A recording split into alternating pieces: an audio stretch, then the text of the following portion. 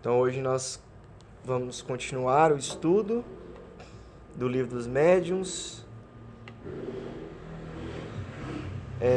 Nós estamos na segunda parte do Livro dos Médiuns, capítulo 14, dos médiuns.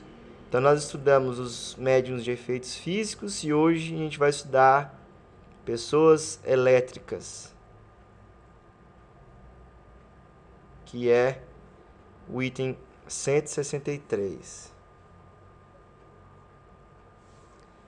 Nesta categoria, parece à primeira vista que se deviam incluir as pessoas dotadas de certa dose de eletricidade natural, verdadeiros dínamos humanos.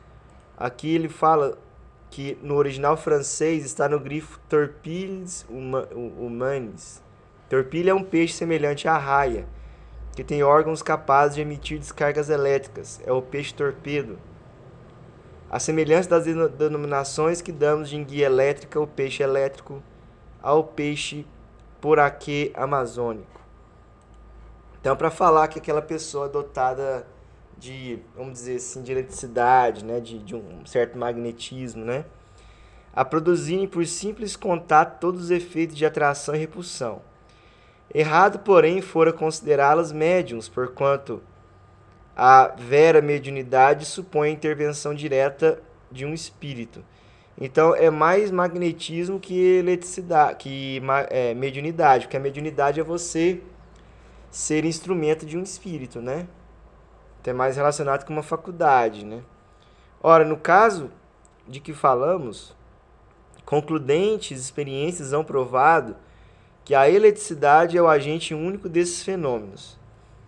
Esta estranha faculdade, que quase se poderia considerar uma enfermidade, pode às vezes estar aliada à mediunidade, como é fácil de verificar-se na história do espírito batedor de Bergzaber. Então, às vezes, do fato da pessoa ser elétrica, né, ter esse magnetismo maior, pode estar aliado também a ela ter mediunidade. Ela pode, vamos dizer assim, amplificar a mediunidade por conta desse magnetismo dela, né? Porém, as mais das vezes, de todo independe de qualquer faculdade mediúnica. Conforme já dissemos, a única prova da intervenção dos espíritos é o caráter inteligente das manifestações. Desde que esse caráter não exista, fundamento há para serem atribuídas a causas puramente físicas. A questão é saber se as pessoas elétricas estarão ou não mais aptas do que quaisquer outras a tornar-se médiuns de efeitos físicos. Cremos que sim, mas só a experiência poderia demonstrá-lo. Então, a pessoa que possui essa sensibilidade maior no sentido, não de ser sensitiva, no sentido de muito magnetismo, ela tem uma propensão maior a fornecer fluidos e vir a ser um médium de efeito físico, que é o que fornece fluidos para os espíritos produzirem os fenômenos físicos, né, de levitar a mesa, bater, né, som, barulho. Então, essas pessoas elétricas elas poderiam ter mais facilidade para se tornar esses médiums de efeitos físicos. Eu vou só fechar o portão ali. Mas caso alguém chegue, pode abrir ali. Bom, vamos então continuar ali onde a gente estava. Vamos então ler essa história do espírito batedor de Bergzaber, que vai exemplificar para nós essa questão das pessoas elétricas.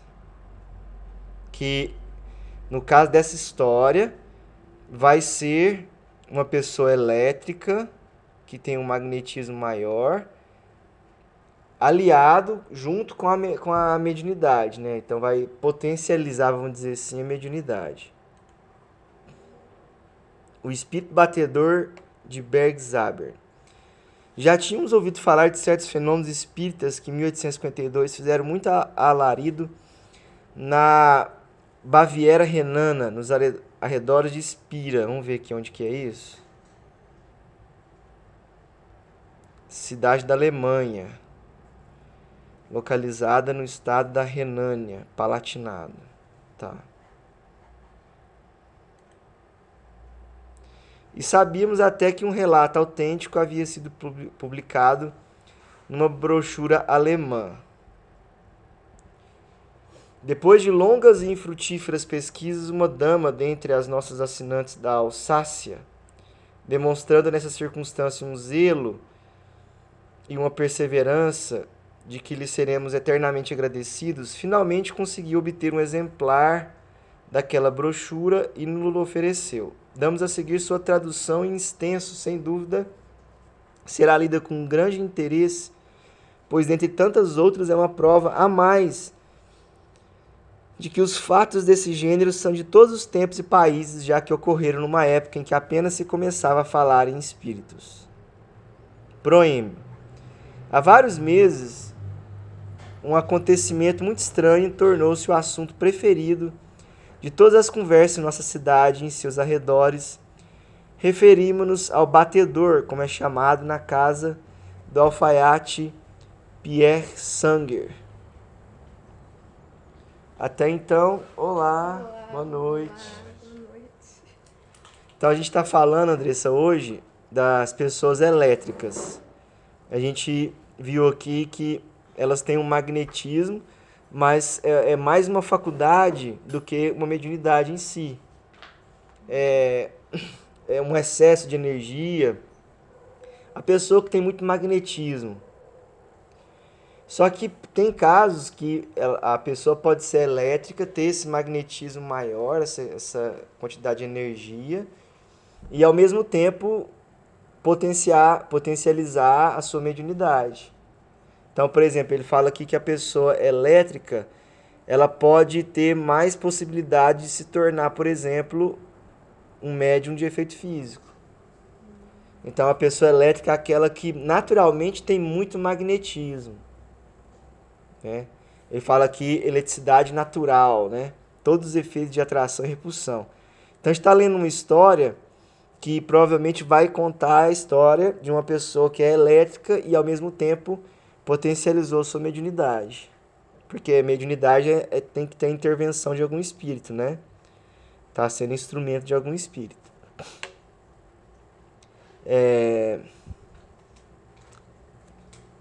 Como, porém, chamar a atenção geral a tal ponto... Até então nos abstivemos de qualquer relato em nossa folha, o jornal de Bergsaber, sobre as manifestações que se produziram nessa casa desde o dia 1º de janeiro de 1852. Como, porém, chamar a atenção geral a tal ponto que as autoridades se sentiram no dever de pedir ao Dr. Beltner uma explicação a esse respeito, chegando o Dr. Dupin de Spira a dirigir-se ao local para observar os fatos, não nos podemos furtar por mais tempo ao dever de dar-lhes publicidade. Não esperem nossos leitores uma apreciação nossa sobre a questão, pois nos sentiríamos muito embaraçados. Deixamos essa tarefa aos que, pela natureza de seus estudos e de sua posição, estão mais aptos a se pronunciarem, o que, aliás, farão sem dificuldade, caso consigam descobrir a razão daqueles efeitos. Quanto a nós, limitar-nos-emos ao simples relato dos fatos, principalmente daqueles que testemunhamos ou que ouvimos de pessoas dignas de fé, deixando que o leitor forme a sua própria opinião. F.A. Blank, redator do jornal de Bergsaber, maio de 1852. Então, Kardec conseguiu um folhetinho dessa cidade da Alemanha que falava no jornal da época sobre um caso ocorrido nessa cidade. E aqui ele simplesmente traduziu essa notícia, essa brochura por inteiro. No dia 1º de janeiro de 1852, na casa em que habitava e num quarto vizinho que comumente ficava, a família Pierre Sanger de Bergsaber ouviu um ruído como se for um martelamento. Tipo esse. Iniciando-se por golpes surdos que pareciam vir de longe e que se tornavam progressivamente mais fortes e distintos. Esses golpes davam a impressão de ser desferidos contra a parede, perto da qual se achava o leito onde dormia seu filho de 11 anos de idade. Habitualmente era entre 9h30 e 10h30 que o ruído se fazia ouvir. A princípio, o casal Sanger não lhe deu maior importância. Porém, como tal singularidade se repetisse a cada noite, pensaram que poderia vir da casa vizinha, onde, à guisa de passatempo, o enfermo se distraísse em tamborilar contra a parede. Contudo, logo o casal se convenceu de que o doente não era nem poderia ser a causa do ruído. O chão do quarto foi revolvido, a parede derrubada, mas sem qualquer resultado. O leito foi removido para o lado oposto do quarto. Então, coisa admirável, o ruído passou a ser ouvido desse lado, tão logo o menino dormia. Estava muito claro que, de alguma forma, a criança tomava parte na manifestação daquele ruído. Como as pesquisas da polícia nada descobriram, começou-se a pensar que o fenômeno pudesse ser atribuído a uma doença do garoto ou uma particularidade de sua conformação. Contudo, nada até agora veio confirmar essa hipótese. É ainda um enigma para os médicos. Com o passar do tempo, a coisa não fez senão desenvolver-se. O ruído se prolongou além de 1 hora e as batidas tinham mais força. A criança foi trocada de quarto e de leito, mas o batedor se manifestou nesse outro quarto, sob a cama e na parede. As batidas não eram idênticas, ora eram fortes, ora fracas e isoladas, ora enfim sucedendo-se rapidamente e seguindo o ritmo das marchas militares e dos bailados. O garoto ocupava, desde alguns dias, o quarto assim mencionado, quando notaram, durante o sono, que ele emitia palavras curtas e incoerentes. Logo se tornaram mais distintas e mais inteligíveis. Dizia que a criança conversava com outra pessoa sobre a qual tinha autoridade. Entre os fatos que diariamente se produziam, o autor dessa brochura narrará um do qual foi testemunha. Achava-se a criança no leito deitada sobre o lado esquerdo. Tão logo pegou no sono, os golpes começaram, pondo-se ela a falar assim: Tu, bate uma marcha. E o batedor batia uma marcha que se assemelhava bastante a uma marcha da Bavária. A ordem de alto dada pela criança, o batedor parou. Então a criança ordenou: bate 3, 6, 9 vezes. E o batedor executou a ordem. A uma nova ordem de bater 19 golpes, 20 pancadas fizeram-se ouvir. Completamente adormecida, a criança disse: não está certo, são 20 golpes. E logo 19 golpes foram contadas. Em seguida, o menino ordenou 30 golpes. Ouviram-se 30 batidas. 100 golpes. Não se pôde contar senão até 40. Tão rapidamente se sucediam as pancadas. Ao último golpe, disse o garoto: muito bem, agora 110. Aqui só se pôde contar cerca de 50 pancadas. Quando soou o último golpe, o dorminhoco disse: não é isso, foram apenas 106. E logo mais 4 pancadas fizeram-se ouvir para completar o número 110. Depois ele pediu 1000. Somente 15 golpes foram dados. Vamos, diga lá. Houve ainda 5 pancadas e o batedor parou.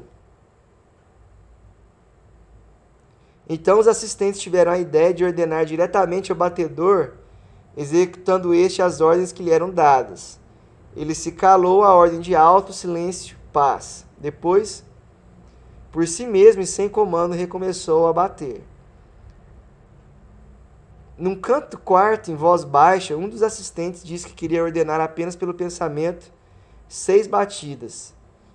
O experimentador postou-se diante do leito e não disse sequer uma palavra. Foram ouvidas as 6 pancadas. Ainda por pensamento foram comandados 4 golpes e os 4 golpes foram batidos. A mesma experiência foi tentada por outras pessoas, nem sempre com sucesso. Logo a criança distendeu os membros, afastou o cobertor e se levantou. Quando lhe perguntaram o que havia acontecido, respondeu que tinha visto um homem grande e mal encarado que se mantinha diante de seu leito, a apertar-lhe os joelhos. Acrescentou que sentia dor nos joelhos quando o homem batia. A criança dormiu novamente e as mesmas manifestações se reproduziram, até que o relógio do quarto bateu 11 horas. De repente o batedor parou, o menino entrou em sono tranquilo, o que foi reconhecido pela regularidade da respiração, e nada mais foi ouvido naquela noite. Observamos que o batedor obedecia ao comando de bater marchas militares. Várias pessoas afirmaram que quando se lhe pedia uma marcha russa, austríaca ou francesa, ela era batida com muita exatidão. No dia 25 de fevereiro, estando adormecido, disse o menino: "Não queres mais bater agora, queres arranhar, pois bem, quero ver como o farás." Com efeito, no dia seguinte, 26, em lugar das pancadas, ouviu-se um arranhar que parecia vir do leito e que tem se manifestado até hoje. Os golpes se misturavam à raspadela, ora alternadamente, ora simultaneamente, de tal sorte que nas áreas de marcha ou de dança, a raspadura marcava a primeira parte e os golpes a segunda. Conforme o pedido, a hora do dia e a idade das pessoas presentes eram indicadas por raspagem ou por golpes secos. Em relação à idade das pessoas, às vezes havia erros, logo corrigidos na segunda ou terceira tentativas, quando se dizia que o número de pancadas não era exato. A miúde, em vez de dar a idade pedida, o batedor executava uma marcha. A linguagem da criança durante o sono tornava-se cada dia mais perfeita. Aquilo que a princípio não passava de simples palavras ou ordem muito breves ao batedor, com o tempo se transformou numa conversa ordenada com os pais. Assim, um dia ele se entreteve com a irmã mais velha sobre assuntos religiosos e, em tom de exortação e de instrução, disse-lhe que devia ir à missa, orar todos os dias e mostrar submissão e obediência aos pais. À noite retomou o mesmo assunto de conversa. Em seus ensinamentos, nada havia de teológico, mas apenas algumas noções que se aprende na escola. Antes dessas palestras, pelo menos durante 1 hora, ouviam-se pancadas e arranhões. Não somente durante o sono do garoto, mas até mesmo no estado de vigília.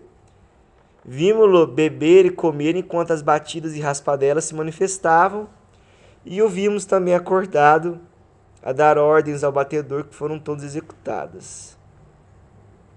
Na noite de sábado, 6 de março, havendo o menino predito a seu pai durante o dia e completamente desperto, que o batedor apareceria às 9 horas, várias pessoas se reuniram na casa do Sanger. Às 9 horas em ponto, 4 golpes foram batidos na parede com tanta violência que os assistentes se assustaram.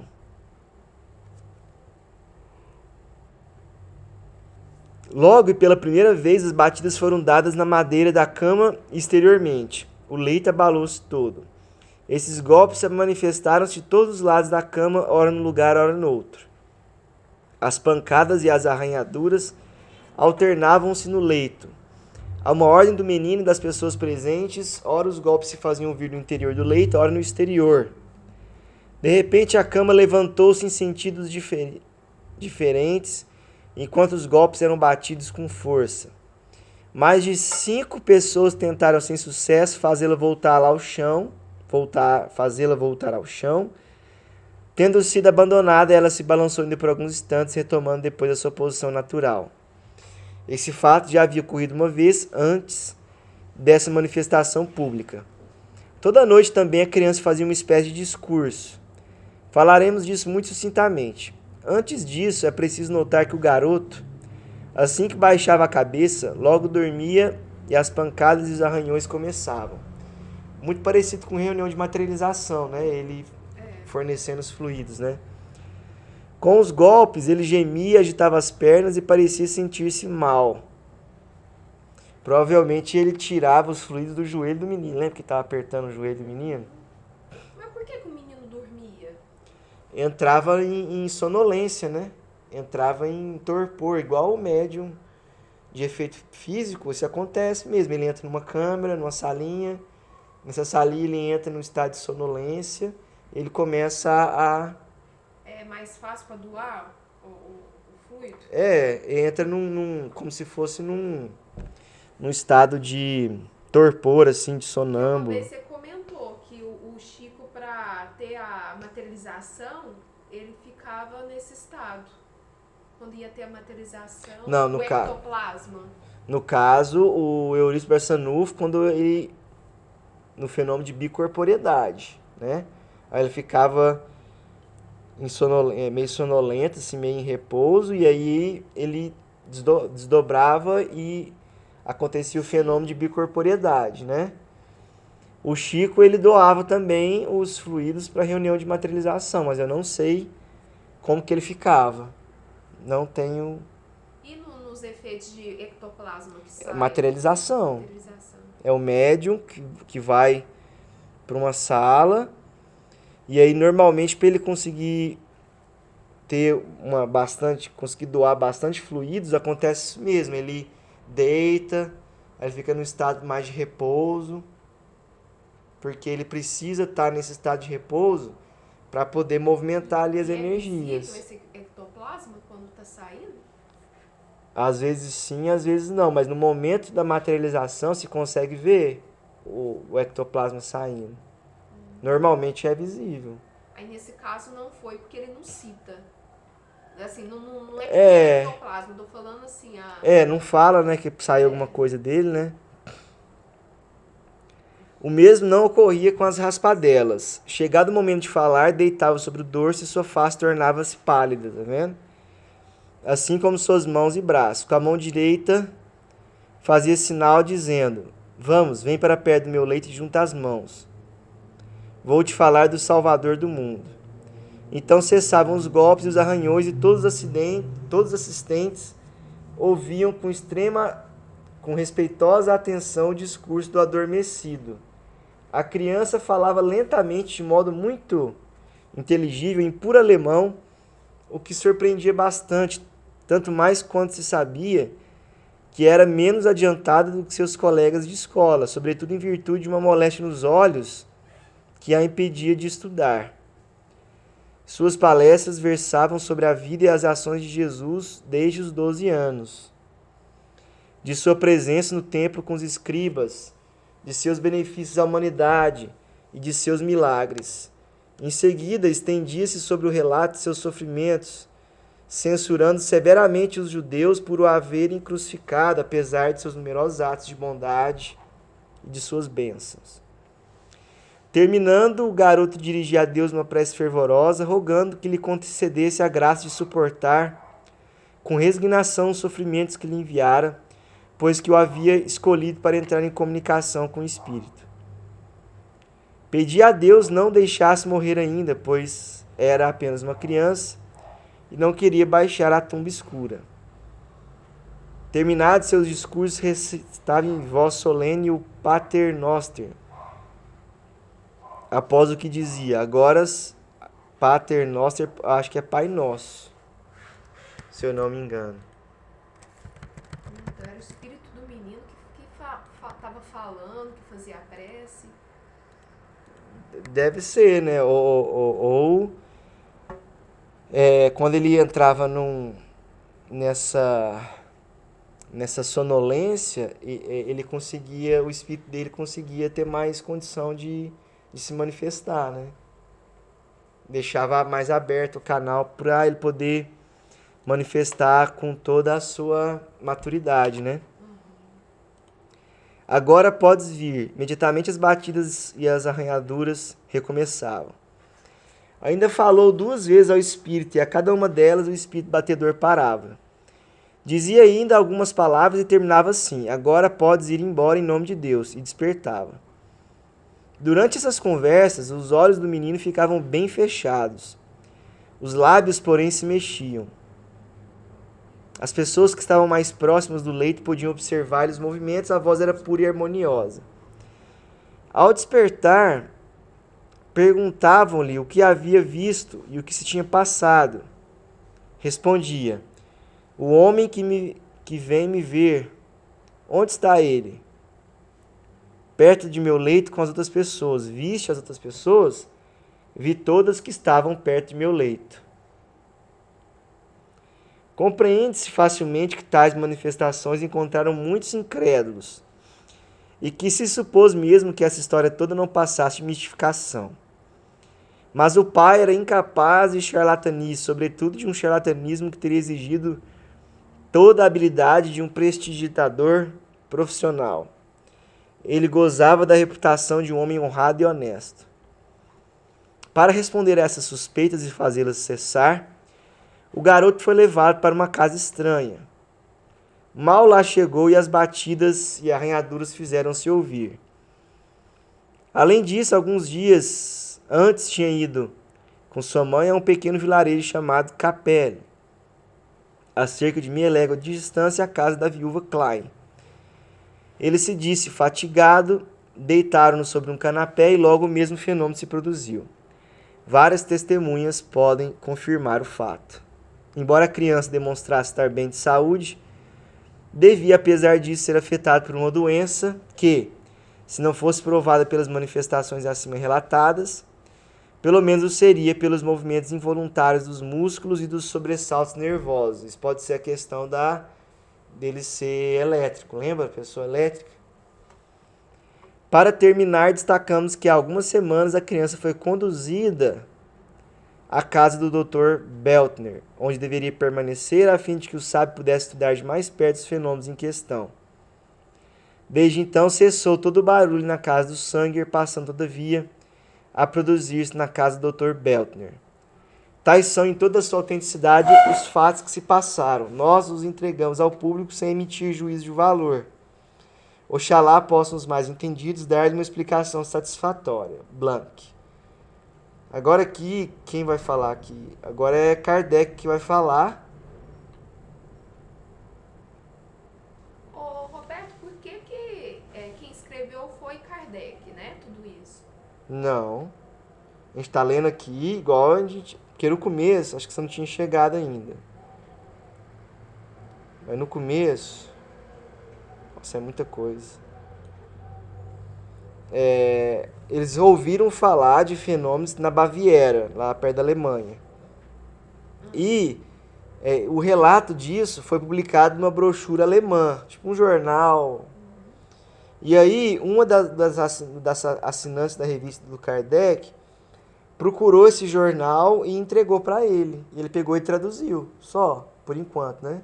Então, tudo isso aqui até agora foi o editor do jornal, escrito por esse jornal, certo? Só contando o caso. E por que eles utilizam a palavra Oxalá aí? É uma expressão que era muito utilizada. Por quê? Era essa que era a dúvida? Não, é porque essa palavra eu vejo ela em vários lugares. É tipo assim... Oxalá não tem mais africano? Não, é mais uma expressão, uma gíria utilizada. Olha lá, ó. Tomara, queira Deus. Se Deus quiser. Aí tem o nome de um Oxalá, uma entidade na Umbanda, né? Mas aí já é outra coisa.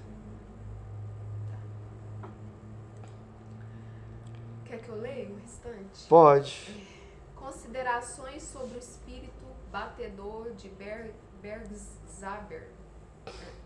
É fácil a explicação solicitada pelo narrador que acabamos de citar. Não existe senão uma, e apenas a doutrina espírita é capaz de fornecê-la. Esses fenômenos nada têm de extraordinário para quem esteja familiarizado com os que nos habituaram os espíritos. Sabe-se que papel certas pessoas atribuem à imaginação. Sem dúvida, se a criança somente houvesse tido visões, Os partidários da alucinação ter-se-iam sentido cobertos de razão. Mas aqui havia efeitos materiais de natureza inequívoca e que tiveram um grande número de testemunhas. Seria preciso se imaginasse que todos estivessem alucinados a ponto de pensar em ouvir o que de fato não escutavam e verem a mobília mudando de lugar. Ora, nisso haveria um fenômeno mais extraordinário ainda. Aos incrédulos só resta um recurso: negar. É mais fácil e dispensa o raciocínio. Examinando as coisas do ponto de vista espírita, torna-se evidente que o espírito que se manifestou era inferior ao da criança, visto que lhe obedecia. Era mesmo subordinado aos assistentes, pois que também lhe davam ordens. Se não soubéssemos pela doutrina que os espíritos ditos batedores estão embaixo na escala, aquilo que se passou seria uma prova disto. Realmente não se conceberia que um espírito elevado, assim como nossos sábios e filósofos, viesse divertir-se em bater marchas e valsas. Numa palavra, a representar o papel de um pelotiqueiro, nem submeter-se aos caprichos dos seres humanos. Mostra-se sob os traços de um homem mal encarado, circunstância que não pode senão corroborar, né, essa opinião. Em geral, a moral se reflete no envoltório.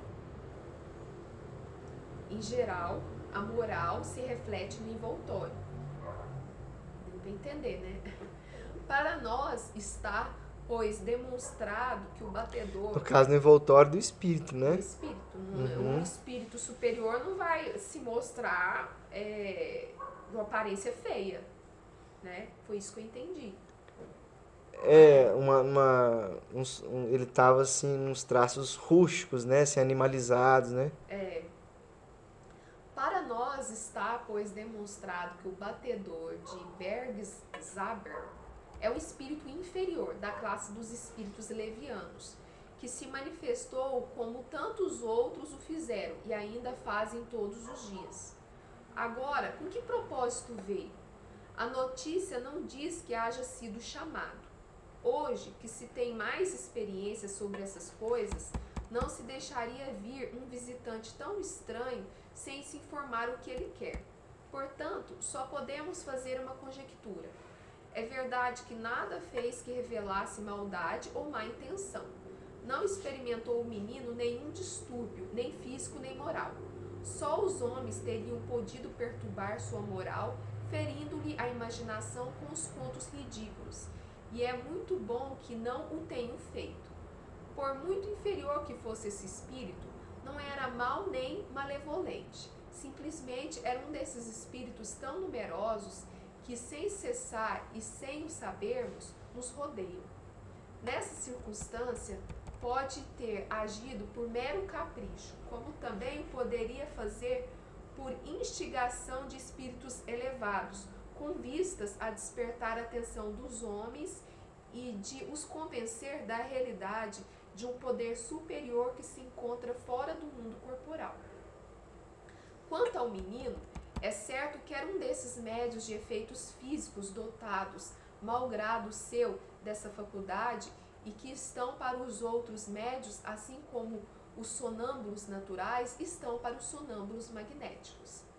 Essa faculdade, dirigida por um homem experimentado nessa nova ciência, poderia ter produzido coisas mais extraordinárias ainda, susceptíveis de lançar nova luz sobre esses fenômenos, que não são maravilhosos senão para os que não os compreendem.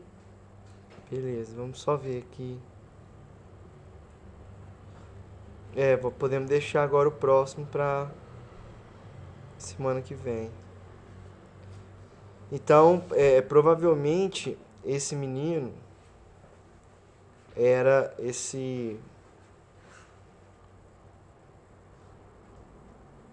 essa pessoa elétrica e tinha mediunidade de efeitos físicos. Então, aqui, ó, como a Andressa não estava ainda, ó, dotado de certa dose de eletricidade natural, verdadeiros dínamos humanos, a produzirem por simples contato todos os efeitos de atração e repulsão. Errado, porém, fora considerá-los médiums, porquanto a vera mediunidade supõe a intervenção direta de um espírito.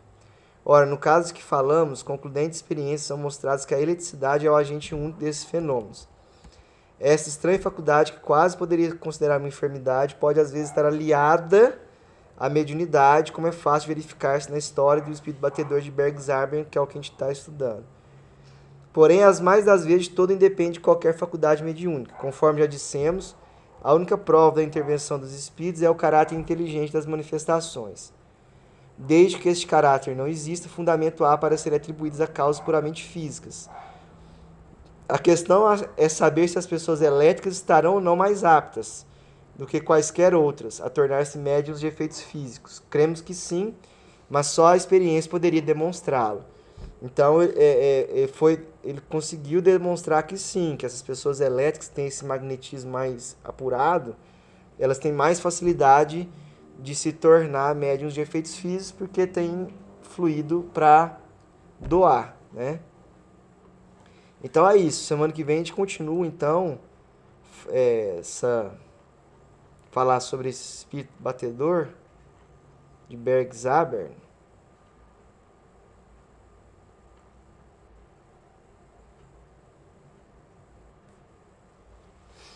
Beleza.